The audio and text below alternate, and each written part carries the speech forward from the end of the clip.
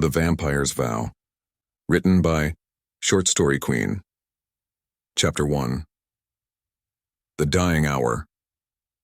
Rain had fallen through the night, but by dawn the sky had emptied, leaving the world sodden and mute.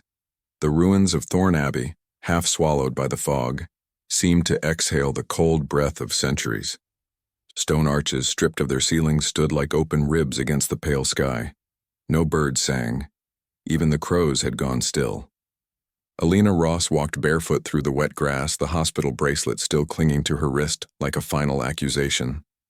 The cotton gown she wore clung to her frame, soaked and shivering against her skin. But she did not turn back.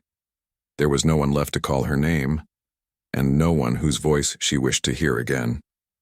Her steps were slow, not just from weakness but deliberation. Her body, ever more foreign to her, stung in the joints and failed in the limbs. There were tremors in her hands she no longer tried to hide.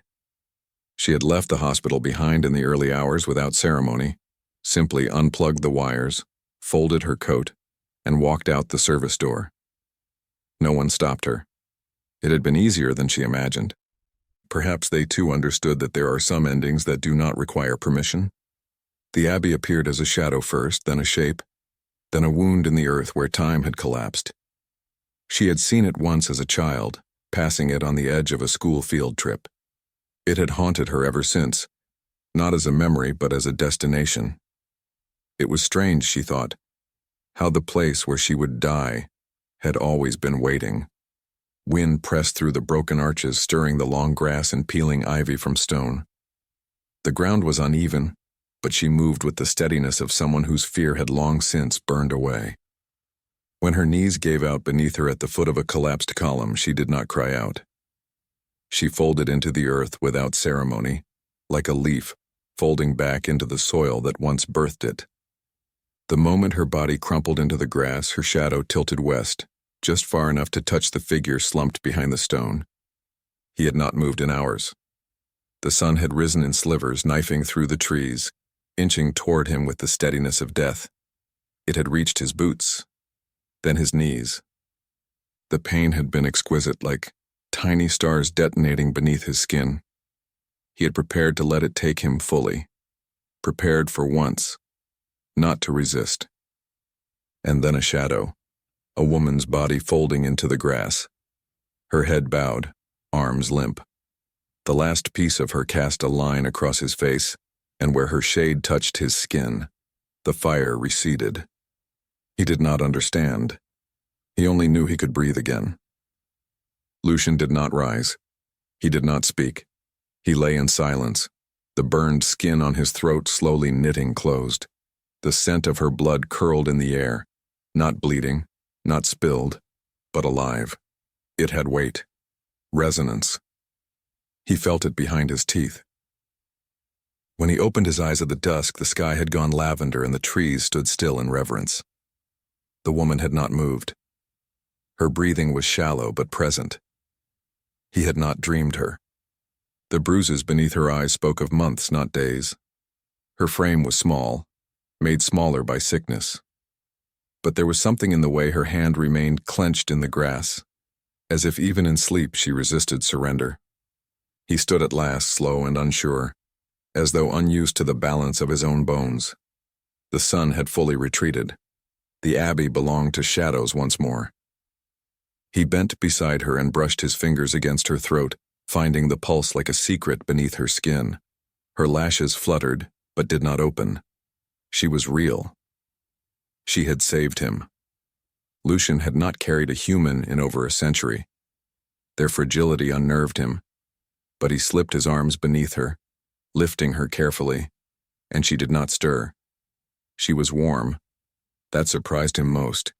He took her to the old chapel, what remained of it, where the roof had not fully caved and the wind howled less. There, behind a thick velvet curtain, lay a space he had not used in decades, dust thick on stone benches, a fire pit long cold. He laid her across the only place that was soft, a faded pile of wool blankets he once used for reading, for hiding, for forgetting. When she shivered in her sleep, he fetched the coat she had abandoned in the wet grass and wrapped it around her shoulders. Her hair, dark and tangled, clung to her cheeks. Her breath rasped once, then steadied. Lucian sank to the floor beside her, his back to the wall. He did not watch her. He watched the fire that did not burn, the altar that no longer stood, and wondered what vow he had just made without speaking. He did not know her name, but she had touched his death and delayed it, and that made her sacred. Chapter 2. The Man in the Ashes. Night gathered around the abbey like an old ritual, creeping into cracks and corners as if it had been summoned. The fog did not lift, only deepened, softening the jagged ruins into half-forgotten shapes. Inside the chapel, time slowed. The walls no longer remembered prayers. The air was heavy with the smell of damp stone, old wax, and something sweeter now, something living. Lucian did not sleep. He watched the slow rhythm of her chest as it lifted the coat he'd wrapped around her, the rise and fall more fragile than anything he'd known in decades.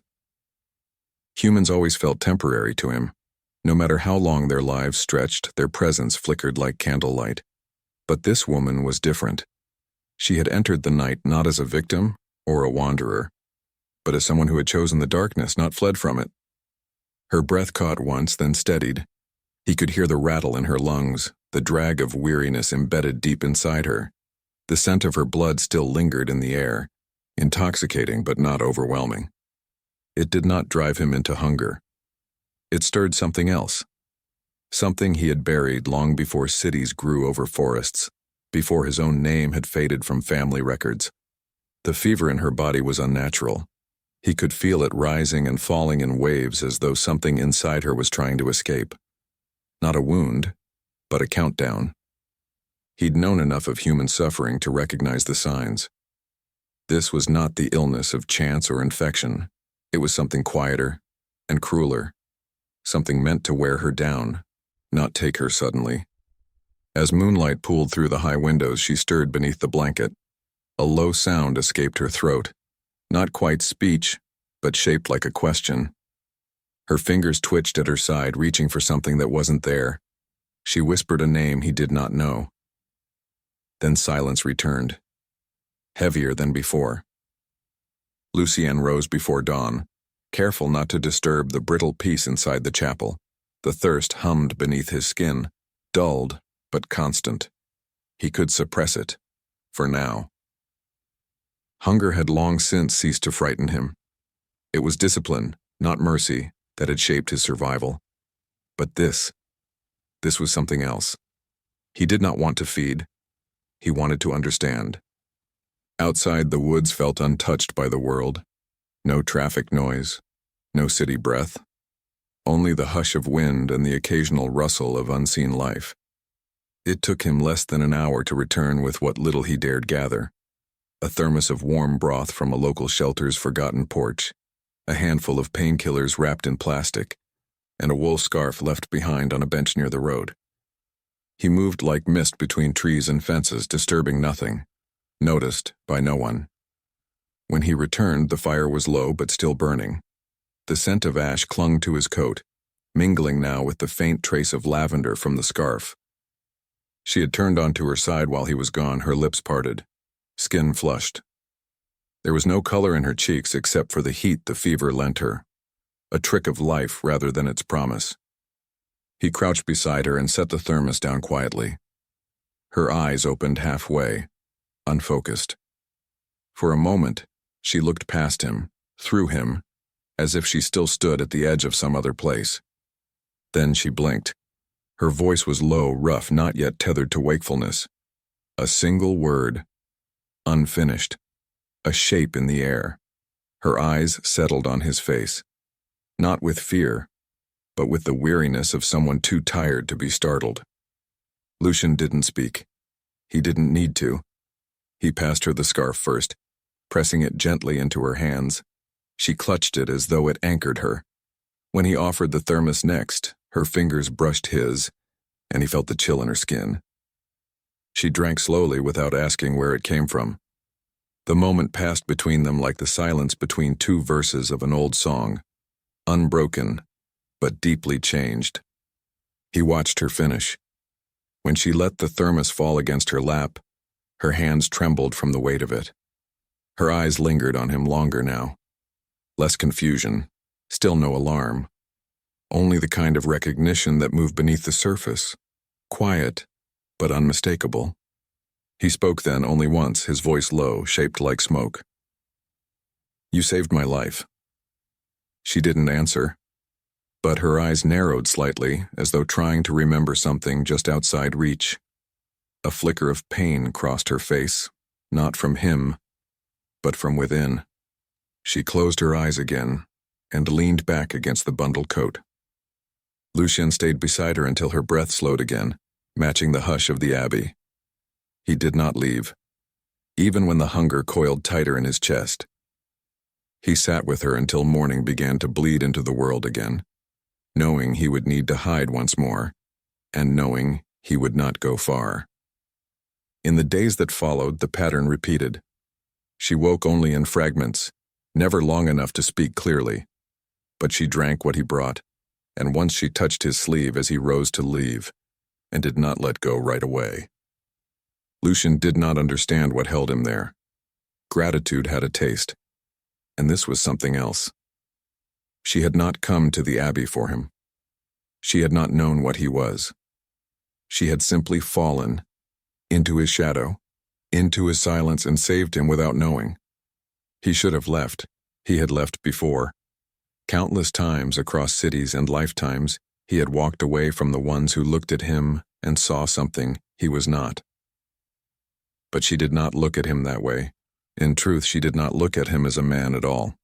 More like a place, a presence, something she recognized not with her eyes, but with the part of her that had already begun to leave the world behind.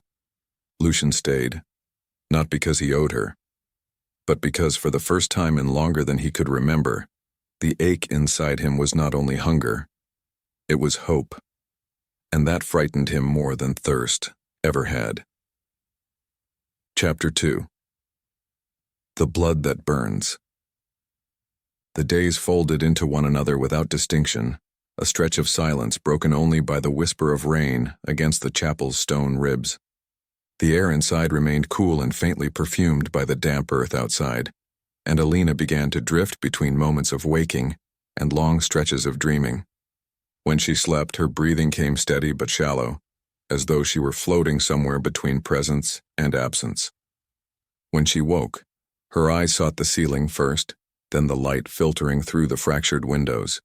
She never asked where she was. Perhaps she already knew she had crossed into a world where questions no longer mattered. Lucien had grown accustomed to the sound of her breathing, the way it tethered him to time. He moved quietly through the ruins, each step a habit from another century. He no longer wandered far from her, though the woods beckoned and the hunger waited beyond the boundary of self-control. He could still feel the pull of her blood even when he turned away from her, a pulse that lived somewhere behind his ribs, deep as a heartbeat he had long since forgotten he once had. The sensation unsettled him, but it also fascinated him, and that fascination was dangerous. When she woke fully for the first time, dusk was pressing its shadow against the last streaks of light. Her voice, though raw, was steady when she spoke. "How long have I been asleep?" He had not expected the question. The sound of her speech, even weakened, seemed to bend the quiet around her. He told her the truth softly. 2 nights. She nodded, absorbing the answer as if she were collecting fragments of a life she had misplaced.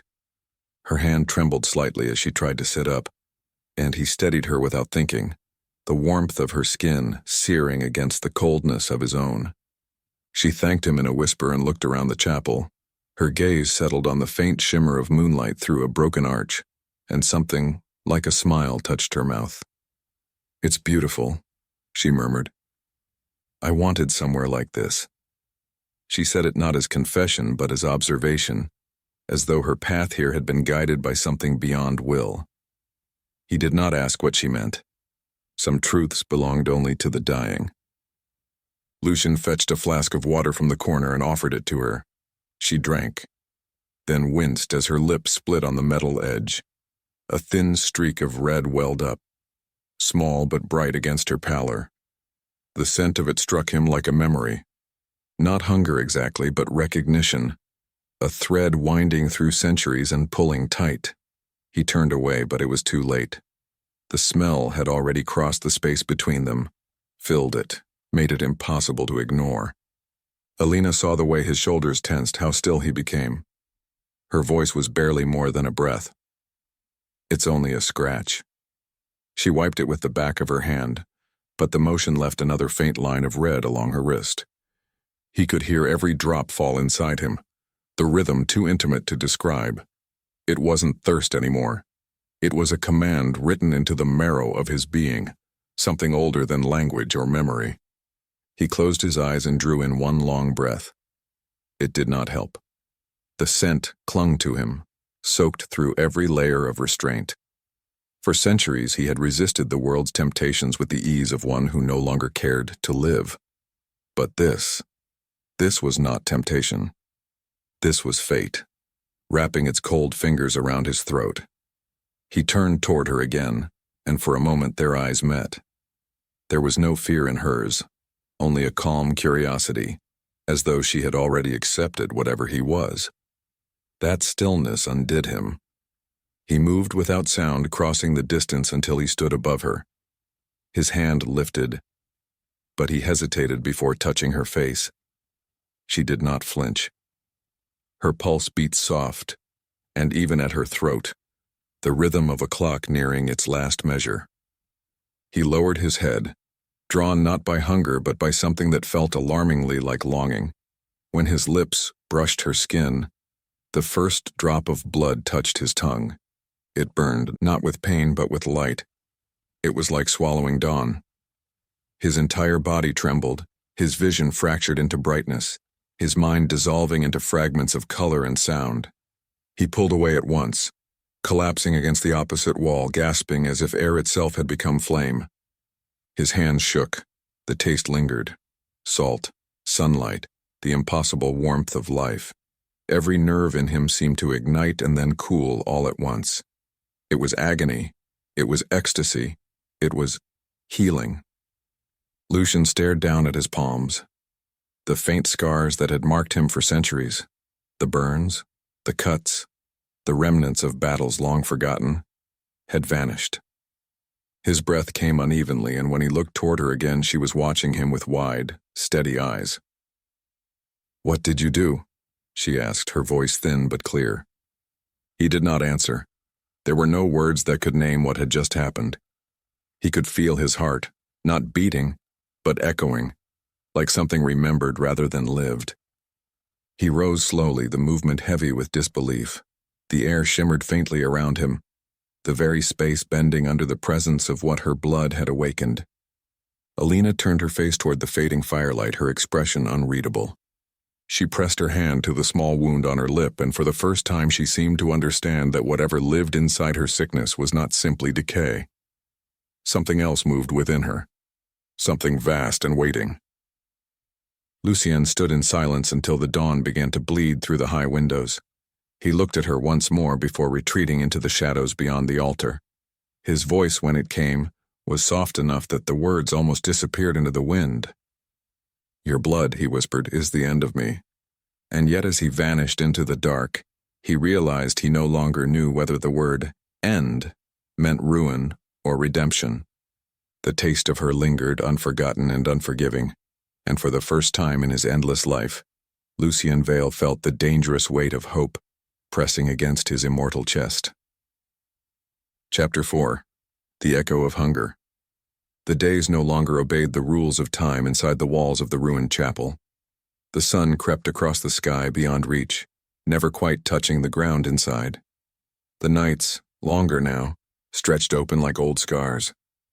Alina spent most of her time lying beneath the velvet shadows, her eyes following the slow dance of dust in the still air. Her strength returned in fragments, but something deeper within her refused to heal. The pain was no longer sharp or loud. It had quieted into something stranger, something watchful, like a second soul waiting to rise. Lucien had not fed since the night he tasted her blood. He moved more slowly now, as though the very act of existing had grown heavier. He avoided her eyes.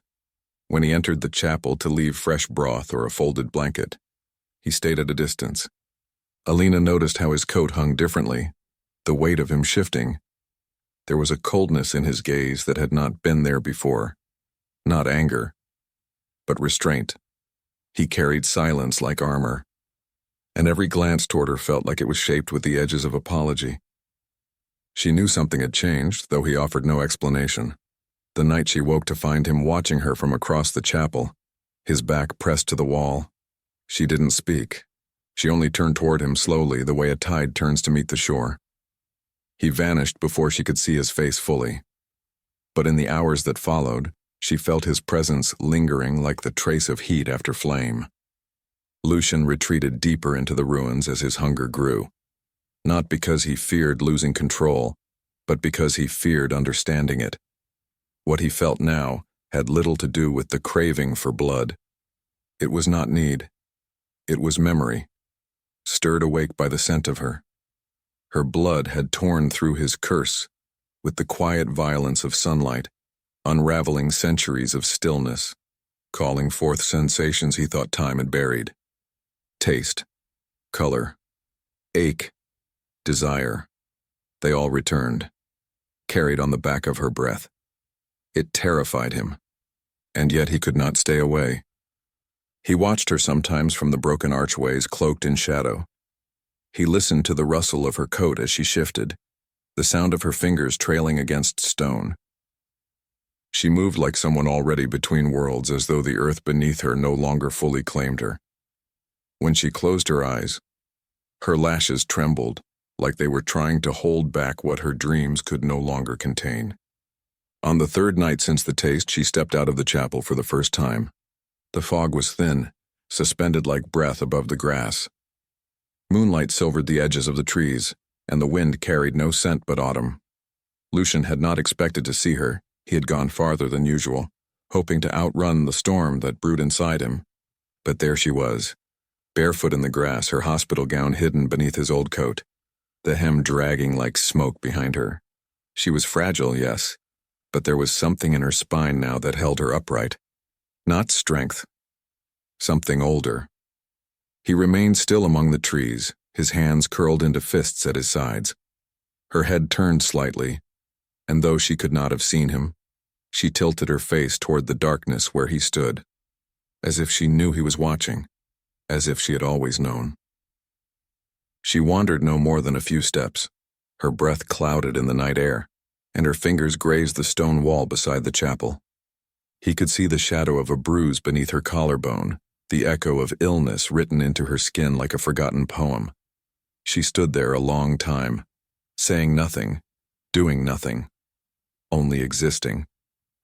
Lucian did not move until she had turned and disappeared again behind the velvet curtain. And when she had gone, the hunger within him rose, not sharp or immediate, but mournful. Her blood had left a mark on him, not just in body, but in memory. It had awakened something more dangerous than thirst, the memory of longing. The next evening, Dr. Mara Ketteridge arrived without warning. Lucian heard her steps before he saw her, measured cane striking stone at even intervals, the sound like a ticking clock in a place where time did not belong. She entered the outer chamber as if she'd walked those halls 1,000 times before, dressed in layers of black and wrapped in a scent of dry leaves and iron. Her eyes, silver-rimmed behind round spectacles, scanned the ruined chapel without sentiment. Still hiding in the bones of history, she murmured more to the stone than to him. Lucian emerged slowly, his expression unreadable. She studied him with a scholar's detachment, as though she were observing a specimen rather than an old acquaintance. She carried a leather satchel heavy with ancient texts and something else. Something Lucian smelled before he saw. Dried blood. Old. Preserved. "You felt it, didn't you?" she said, setting the bag down. "Her blood. It doesn't just heal." Lucian's silence was confirmation enough. "She's not like the others," Mara continued, pulling out a journal worn at the edges. "I've been tracking bloodlines like hers for years. Never found one that lived past childhood. You shouldn't have tasted her, Lucy, and you've marked yourself now, and she's marked too. He looked toward the curtain, toward the place where Alina lay. His voice was low. They'll come. They're already looking, Mara replied. And if they find her, they won't ask for permission. Lucian turned back to the window, the moonlight gilding his pale face with cold light. She doesn't know what she is. She will, Mara said, her tone quieter now. The blood will change her. It already has. And when it does, she'll need someone who remembers how to feel. Lucian didn't answer, but in the silence that followed, the wind pressed through the broken arches like a warning. Outside, the trees no longer stood still, and somewhere in the dark beyond the edge of the forest another heartbeat stirred, one not bound by mercy, or gratitude, or love. Chapter 5. The Vow Rewritten. The storm arrived without warning. It did not announce itself with thunder or spectacle, but slipped in quietly, soaking the earth before the dawn had time to resist. The rain fell in fine sheets, painting the world in motionless gray. Inside the chapel, the air grew colder, the stones weeping at the edges. The old velvet curtain hung heavy with moisture, sagging under its own weight. The fire refused to stay lit. Alina sat with her back against the wall, her legs drawn beneath the coat Lucian had left for her. Her body, though still frail, no longer shook. The fever had dulled into a quiet hum, as if something beneath her skin had fallen into rhythm with the rain. She had grown more aware of the silence, more attuned to the sounds of the ruins, the drip of water through the cracks above, the shifting of stones in the wind, the way the echoes answered her breathing with a hush. Lucian had not been seen for 2 nights. He had vanished with the storm's arrival, leaving behind only a folded blanket, 2 vials of herbs she didn't recognize, and an unspoken question. She had not panicked. Panic belonged to people who still believed things could be fixed. She had only watched the rain through the cracked window, wondering what part of him had fled, his body, or something else entirely. He returned on the 3rd night as the chapel lay in near darkness. The candles burned low and the wind whispering through the open roof like a forgotten voice. He moved differently now, slower as though carrying something invisible. His coat was soaked through, the hem trailing water, but his face remained pale and dry, untouched by the storm. She looked up when he entered, and he paused just inside the archway, as if unsure whether he still belonged to the place, or to her. She didn't speak. Instead, she shifted, making room for him without invitation. That gesture, quiet, unspoken, strangely kind, was what finally drew him in. He stepped closer and sat beside her, not close enough to touch, but close enough that she could feel the weight of him settle into the floor. For a long while they said nothing. The rain softened against the stone. Somewhere behind the veil of clouds, the moon hung low, watching. The fire sparked once, then fell back into coals. The only warmth came from the nearness of bodies, both more damaged than they cared to admit. She turned her head slightly, studying the lines of his face. There was a sharpness there that hadn't dulled with time. His beauty was not the kind that comforted, but the kind that warned. He looked like he had been carved out of something older than stone, with pieces missing, places where grief had hollowed him and never returned what it took. "You're not just hiding," she said quietly, her voice stripped of accusation. "You're waiting for something to end." Lucian didn't answer right away. His gaze remained fixed on the dark arch of the ceiling. When he finally spoke, the words were low and precise. "I've lived long enough to see endings lose their meaning." The silence that followed wasn't empty. It was full of everything neither of them knew how to name. She turned back to the wall, her fingers tracing a seam in the stone as if searching for a shape beneath it. She didn't ask what he was. That answer had arrived days ago, not through words but through instinct. She had known before her mind caught up, in the way animals know when the wind is about to change. And yet she stayed. Lucian reached for something inside his coat, then hesitated. Finally, He withdrew a small object wrapped in black linen and placed it between them. A silver medallion, etched with symbols she didn't recognize. The metal was worn, but the craftsmanship was fine. Too fine for this ruined place. He did not explain it, and she did not ask. But the gesture was unmistakable. It was a piece of himself, offered without demand. "I made a vow once," he said after a time, not looking at her, "to never protect again. Not with this blood. Not with this body. I've broken that." She didn't touch the medallion, but her fingers hovered near it. She understood now that his distance had not been indifference. It had been reverence and fear, not of her, but of what she awakened. "You didn't owe me anything," she said, her voice soft but clear. "I know," he replied. "That's why it matters." A gust of wind slipped through the broken frame above them, rattling the old beams. The fire caught again for a moment, casting their shadows long against the stone. In that flicker of light, something shifted between them. Not closeness exactly, but alignment. A sense that their griefs, though separate, now leaned in the same direction. Lucian stood before she could say anything more. He crossed to the far end of the chapel, where the stone stairwell led into the deeper ruins. The path beneath was dangerous, unstable, half submerged in water, but it led to the library the world had forgotten. It was where he had gone during the storm, searching through ancient texts not for answers, but for absolution. And what he found instead was a name written in the margins of a page, beneath a curse meant to bind vampires to eternal hunger. It was her name, not her full name, just a whisper of it, a remnant. The first syllable, carved into a page from 200 years before her birth. He didn't know what it meant yet, but he knew the blood in her veins wasn't ordinary, and the vow he'd made was no longer a choice.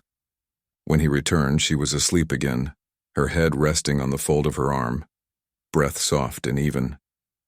The medallion lay untouched on the ground beside her, but she had turned toward it in sleep, as if drawn. Lucian sat again, this time closer. He looked at her, not with hunger, not with pity, but with something far more dangerous, remorse and tenderness. He spoke once, barely above a whisper. "I'll protect you, even from myself." And though the vow was made with no witness, no altar, and no blessing, the shadows heard it. The stones felt it, and the storm, now retreating beyond the hills, took it with the wind. Chapter 6. The Hunt Begins. The night bled in slowly through the broken arches, soaking the chapel in a hush too deep to disturb. Rain had given way to stillness, a silence that pressed in from all directions, as if the world itself were holding its breath. Alina felt it first, not as sound or sight, but as pressure, a quiet weight behind her eyes that hadn't been there the day before. Something had changed beyond the stone walls, in the forest that wrapped the abbey like a secret. Even the wind had gone quiet, as though listening. Lucian had been gone longer this time, and not hours. A full day. The kind of absence that measured itself in instinct rather than time, that stirred unease even in those who had long since stopped counting minutes.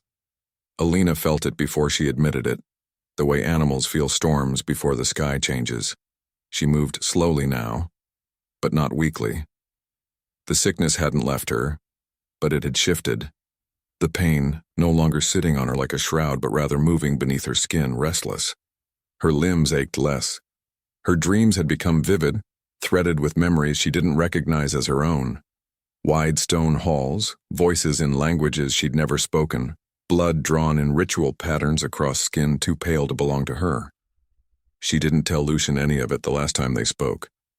There had been no reason, but now, as the light faded and his footsteps did not return, she began to feel that reason forming like mist over glass, still shapeless but inevitable. When he returned, it was not with the silence he usually carried. His coat was torn. His hands were bruised, faintly blood-stained, though not with his own blood. He moved like someone who had run through fire and didn't yet know if the burn had followed him home. She saw him from the chapel entrance, framed by the broken door, the night still clinging to his shoulders. He spoke very little, a glance told her more than words could. There was someone else. Someone who knew. Lucian did not rest. He moved through the space with cold precision, placing things she didn't recognize near the curtain. Candles carved with runes, iron flakes pressed into oilcloth, a shallow bowl that smelled faintly of burnt sage and old earth. He moved like someone preparing for siege, and in truth he was. Alina asked once, "Is it because of me?" He paused but didn't look at her. His voice, when it came, was almost too low to hear. "Yes." She nodded once and said nothing else. Far beyond the ruins, deeper than the trees dared grow, something ancient had begun to stir. The old coven, the ones who had gone to ground when the world changed, when mortals ceased to fear the night, had not vanished. They had only waited. Lucien had once walked among them centuries ago, when he still believed power meant safety. But time had splintered those beliefs, and by the time he fled, the cost of belonging had already been paid in blood.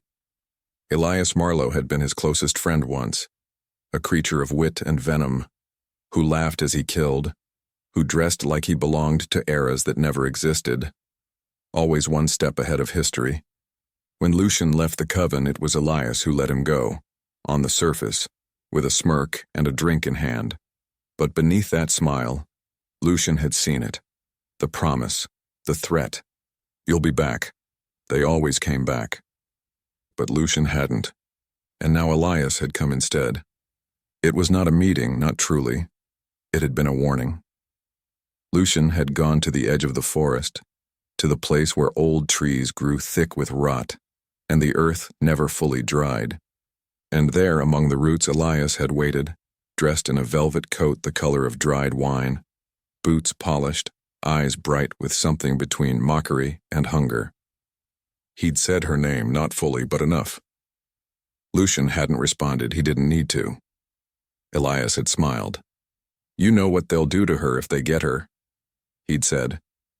"You know what her blood means. You feel it, don't you? The way it softens you, cracks your hunger. You think that's healing. It's decay, Lucian. It's death, disguised as grace." Lucian had struck him then, not from rage but from understanding. That Elias had come so close meant time was ending. That he spoke so calmly meant others were coming soon, and they would not ask politely. Now in the chapel, Lucian prepared without fanfare. Alina watched from the edge of the room, her fingers curling around the medallion he had left days before. She could feel something inside it, warmth or perhaps memory. She did not know if it was magic, or if it simply belonged to someone who had loved once and lost too much. Lucian glanced toward her once as he lit the last candle.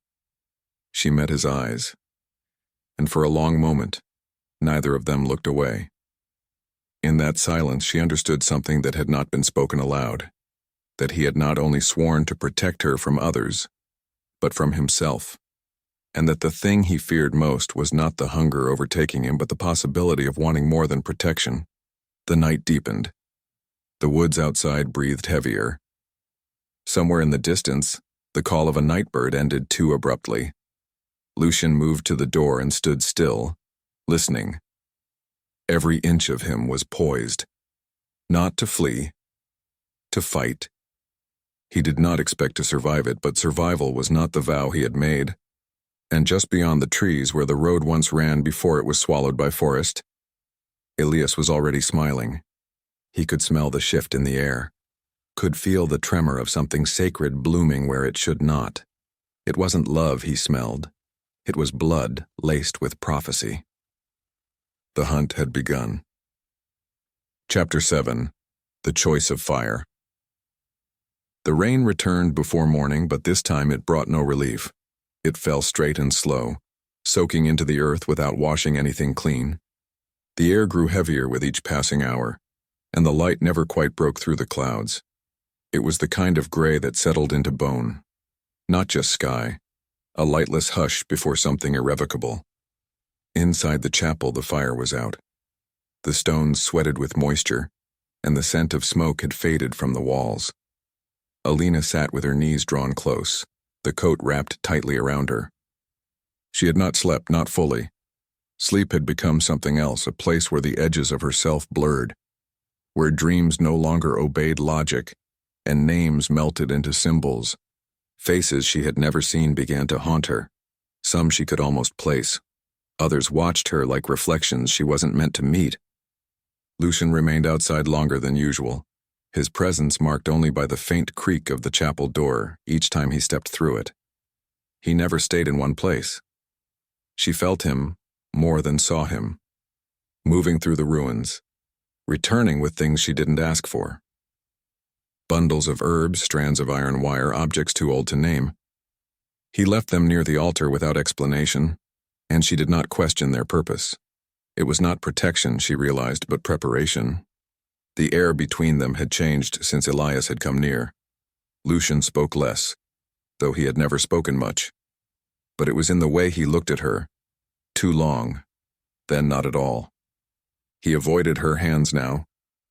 He brought her food without touch, kept his voice even. He moved like a man trying to forget the shape of a flame he could no longer afford to feel.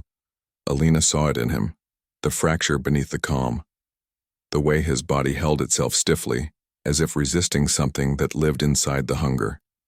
She wondered what it cost him, to fight the instinct that must burn in him every time she breathed too close. And more than once she caught him watching her when he thought she was asleep, his gaze distant, as if trying to memorize her before something stole the chance.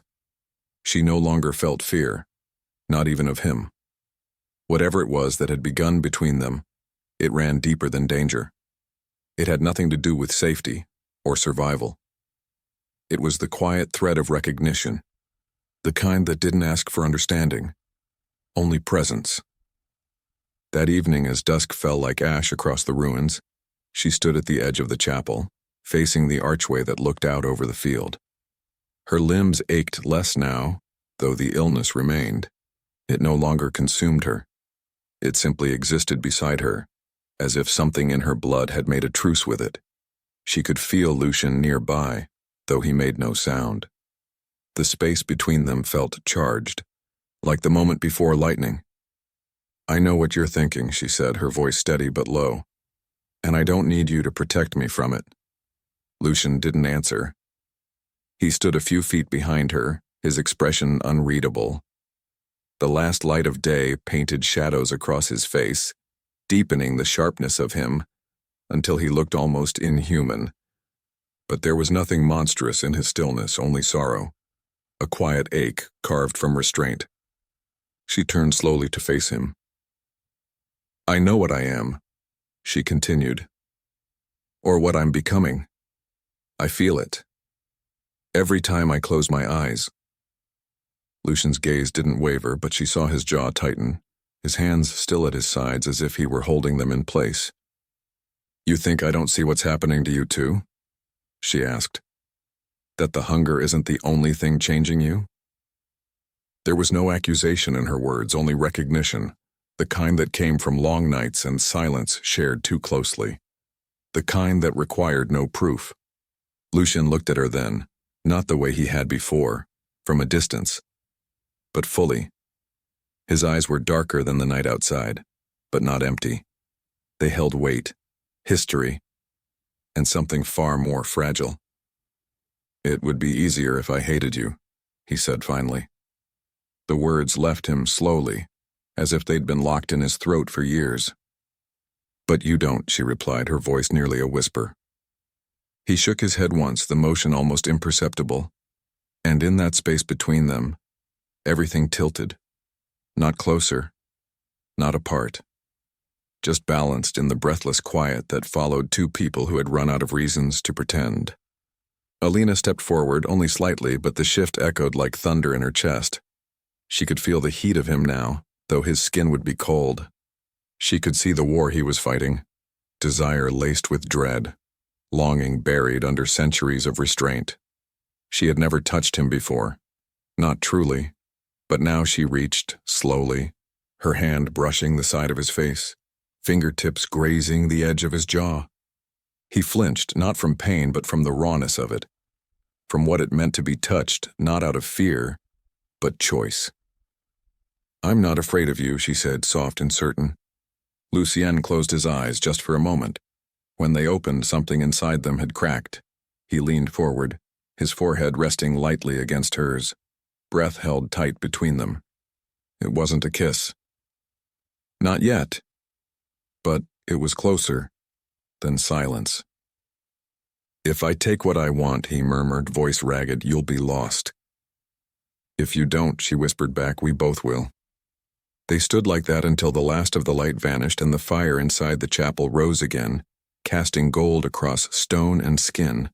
And when he finally kissed her, it was not with hunger but reverence. A slow, unbreaking surrender to everything they had both tried to deny. Her fingers curled into the fabric of his coat. His hands cradled the back of her neck as if she were something sacred. There was no need to speak after that. Words had done all they could. Later, when she returned to the blankets and the fire burned low, she found herself alone again. But it didn't feel like absence.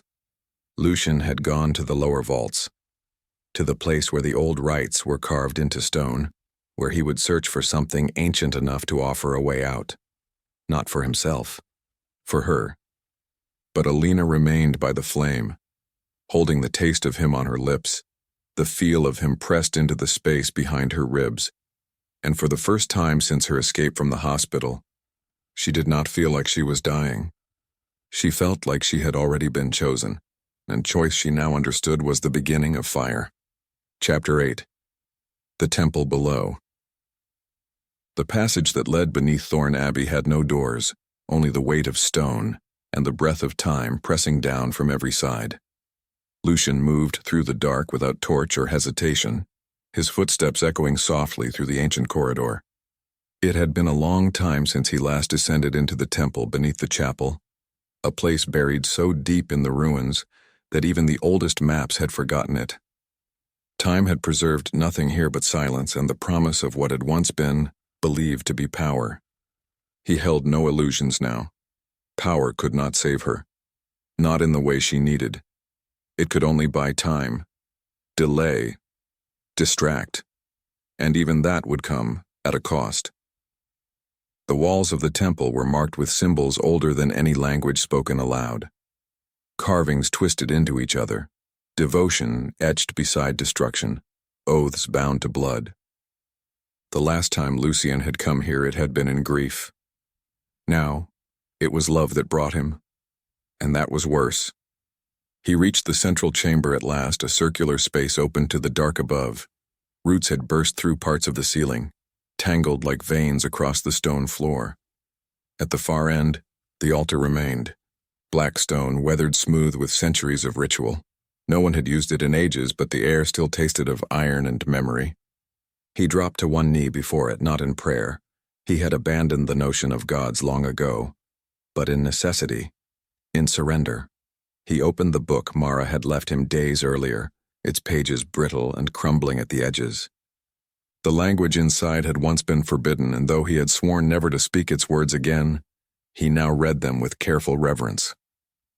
The rite was older than his turning, older than the covenant he had once broken. It required not just sacrifice, but exchange. A life for a life. An ending for a beginning. The blood of the marked and the will of the one who loved them. It would work. There was no doubt, but it would not spare him. He closed the book. Above him in the chapel the world continued to move. Wind stirred through the high arches. The rain had stopped. The air felt hollowed out. Quiet, but not peaceful. Alina did not know what he planned. She had woken to find him gone again, the fire reduced to a pale shimmer, the chapel colder than before. The taste of his kiss still lingered in her mouth, but his absence felt heavier, now. She moved slowly through the chapel, her fingers trailing the ancient stone as if it might speak. There was a sharpness to her awareness now. Her body still ached, but not from weakness. Something had begun to hum within her. Not pain, not fever, a knowing, as if the blood inside her no longer belonged entirely to her. She found Mara waiting near the edge of the ruins, dressed in her usual black, eyes unreadable behind those silver-rimmed lenses. The woman had not announced herself. She never did. She appeared like a shadow with purpose, too still to be ordinary. "He's in the vault," Mara said without preamble, "looking for a way to save you." Alina didn't answer right away. She looked past the woman toward the woods, where the trees stood like sentries, and beyond them, toward the road no longer visible. The air smelled of wet leaves and old iron. "And he won't survive it," she said quietly. Mara only nodded. Alina sat beside the broken wall, the sky still thick with low clouds, light bleeding through in bruised smears. She held Lucian's medallion in her hands, running her thumb across the worn metal.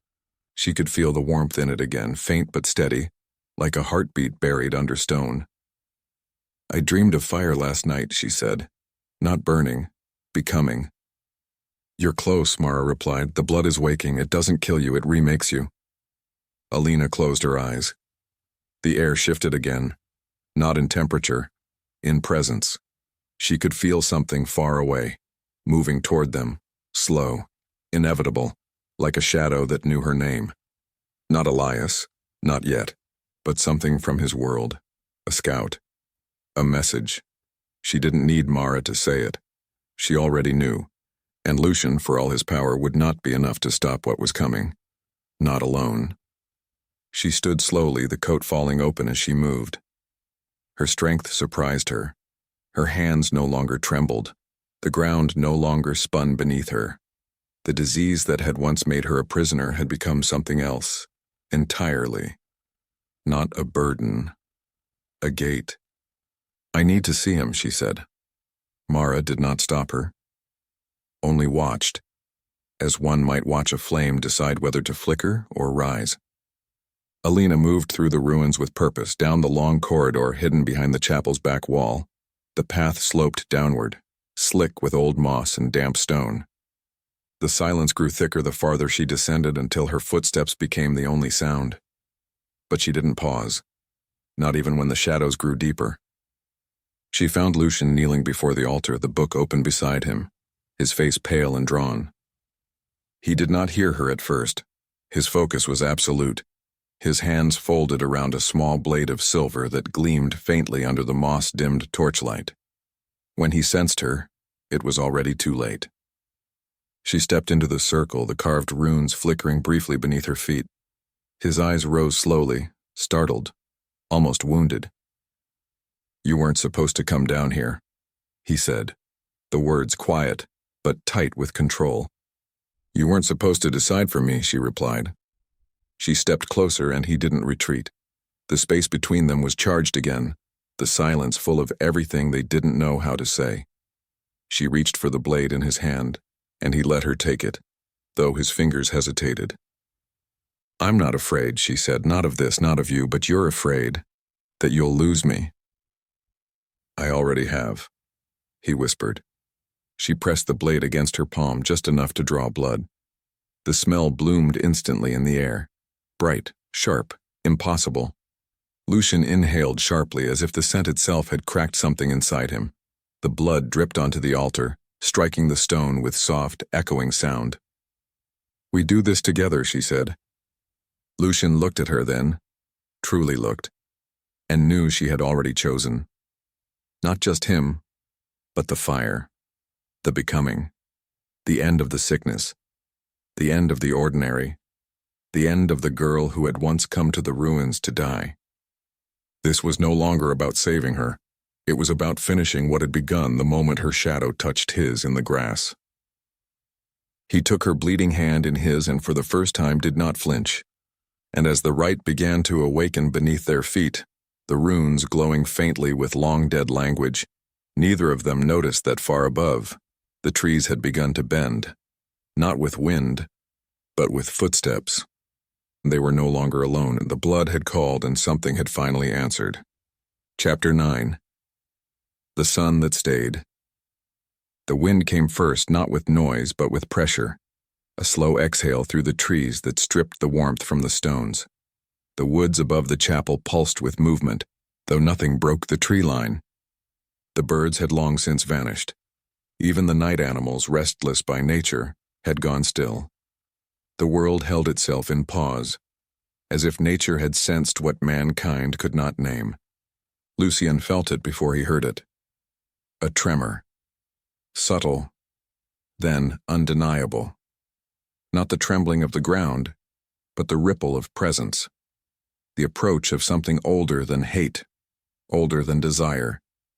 The ritual beneath the chapel had awakened more than blood. It had lit a signal fire across whatever boundary separated the living from what fed on them. The moment Alina's blood struck the altar, it had echoed far beyond the vaults. He rose from the stone floor in silence, one hand still wrapped around hers. The glow from the old runes had faded. The ritual was incomplete, suspended between choice and consequence. He had not drunk. She had not given. It hung now like a breath waiting to be drawn. Alina was pale, but not weakened. Her body had already begun to shift in ways even Lucien could not explain. The illness no longer clung to her skin. Her steps no longer wavered. And when she looked at him, there was something in her gaze that felt larger than mortality. Her blood had not just carried the cure, it had carried the threshold. Above them, the chapel groaned with age. Dust drifted from the ceiling like snowfall. Lucien caught the scent then, faint but unmistakable. A second vampire, then a third, then more. It was not the coven, not yet. But they were close. He did not need to see Elias to know he had arrived. He led her up from the vaults quickly, not with panic, but urgency, honed by centuries of knowing how death moved. Each step felt heavier now, not from dread, but from knowing what he would do. The chapel looked different when they emerged. The candlelight flickered unevenly, shadows dancing along the walls in unfamiliar shapes. The air was cold, unnaturally so, and the sky through the high windows had turned almost colorless. Not night, not dawn. The in-between. Alina moved to the center of the chapel without hesitation. She no longer looked like someone dying. She looked like something deciding what to become. Lucien stood behind her, his coat still streaked with ash from the vaults. His eyes scanned the edges of the room, but the danger would not come from the ruins. It would come from the silence that followed them. Then the doors shifted, no impact, no burst. They simply eased open as if invited. Elias entered alone. He looked unchanged, immaculate, sharp. Every line of his figure drawn from some forgotten fashion. A red scarf at his throat. A smile not born of amusement, but of certainty. He stepped over the threshold with the calm of a man arriving to collect a debt. Lucien stepped forward, but Elias did not look at him. His eyes moved past, straight to Alina. She did not flinch beneath his gaze. "You're not what I expected," Elias said softly. "But you are what we were promised." Alina didn't speak. She didn't need to. Lucien could feel it, the slow burn of something ancient rising behind her silence. Her blood had shifted again. She was no longer the vessel. She was becoming the fire. Elias circled her slowly, gaze calculating. "You understand what you are, don't you? You understand what your blood can do? For us. For the world. For him." His voice turned toward Lucien on the last word, something bitter folded inside it. Lucien remained still. "You can't protect her," Elias said. "You never could. That's not the nature of things. We were made to hunger. You think you can love something like that? It's madness."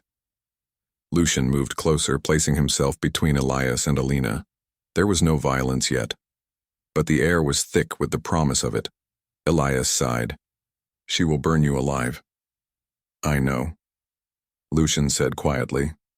The stillness fractured. Elias moved too fast for breath, and Lucien met him halfway.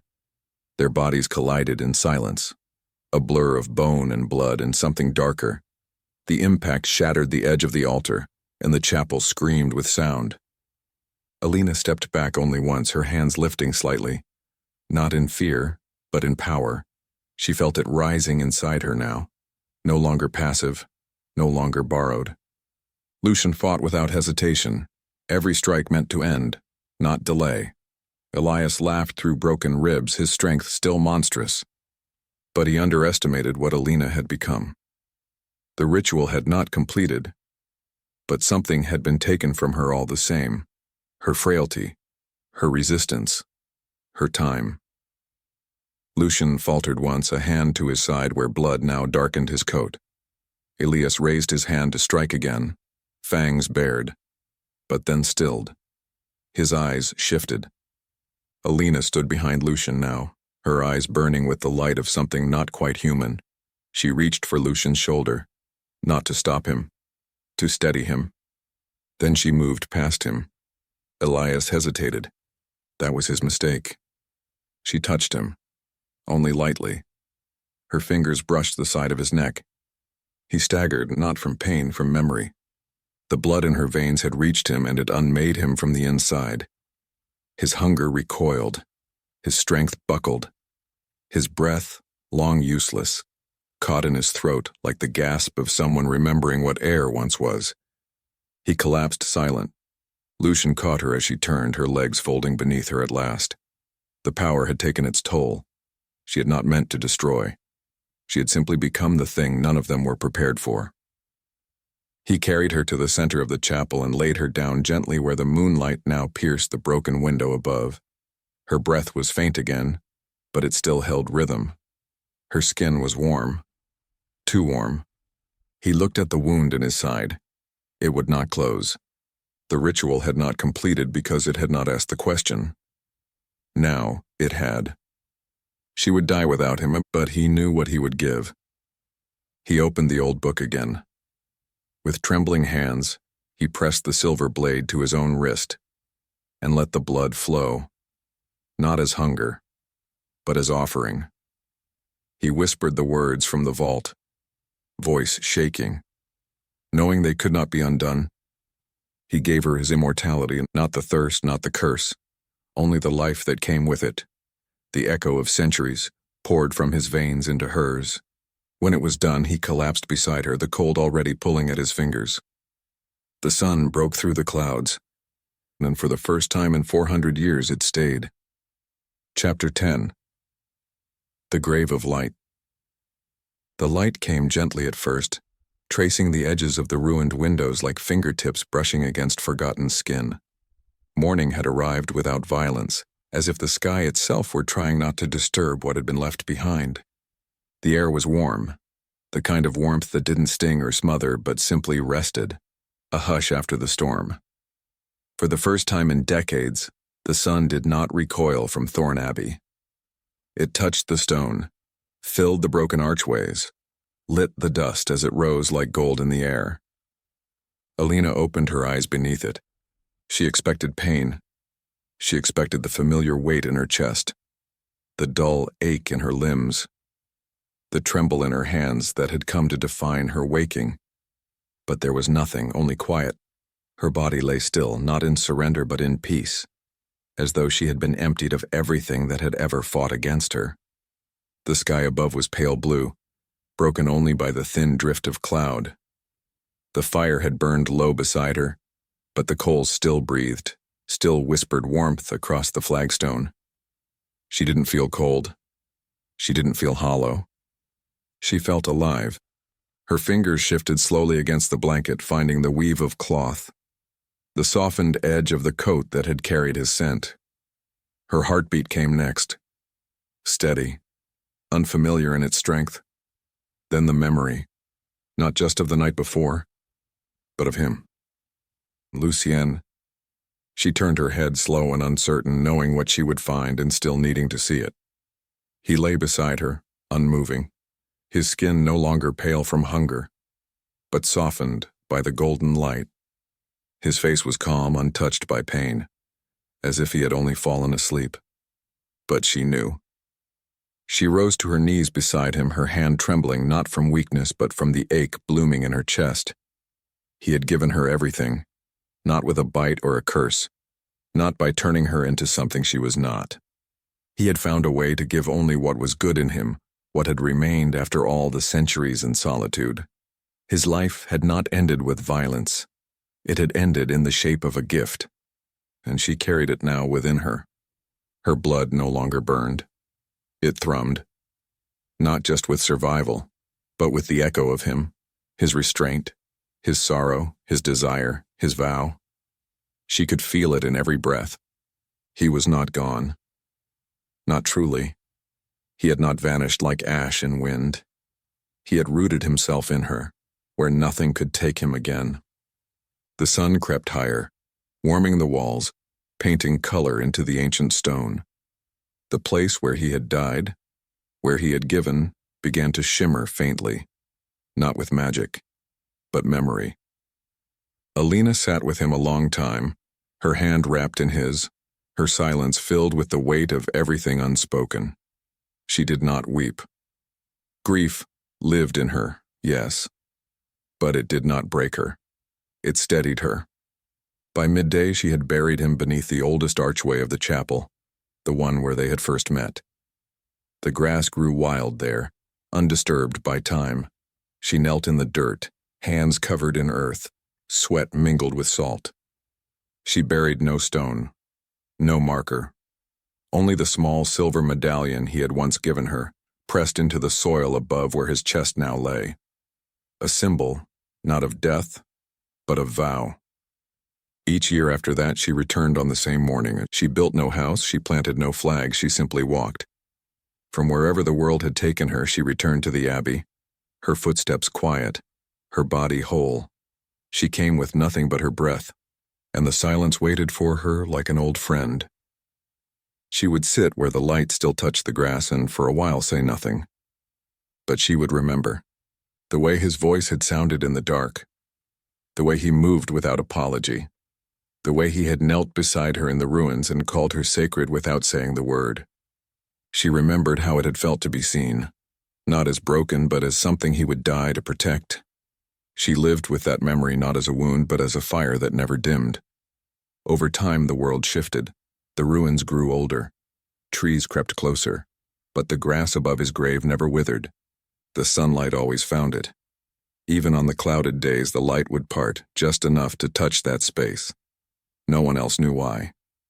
Only her, and on the last day of her life when her breath began to slow once more, not from illness, but from the fullness of years, she returned again, her steps slower, her hands older, but her eyes still steady.